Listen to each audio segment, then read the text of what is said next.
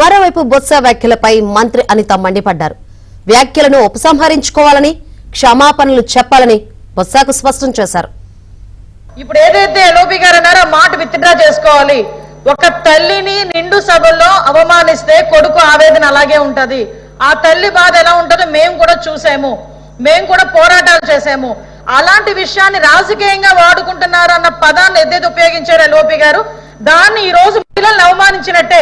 దయచేసి దాన్ని విత్డ్రా చేసుకోమని చెప్పండి, విత్డ్రా చేసుకోమనండి. ఏ తల్లి మేము ఒకటి అధ్యక్ష మేము ఒకటి చెప్తున్నాం, వాళ్ళ నాయకుడు మళ్ళీ రాజకీయం గురించో ఆస్తుల గురించో తల్లిని చెల్లిని వాడుకునే పరిస్థితులు లేవు, పద్ధతులు లేవు మా దగ్గర. బయటికి గెంటే పరిస్థితులు లేదు. ఒక కొడుకు ఆవేదన అధ్యక్ష, అది దాన్ని రాజకీయంగా వాడుకున్నారా అన్నారండి అధ్యక్ష.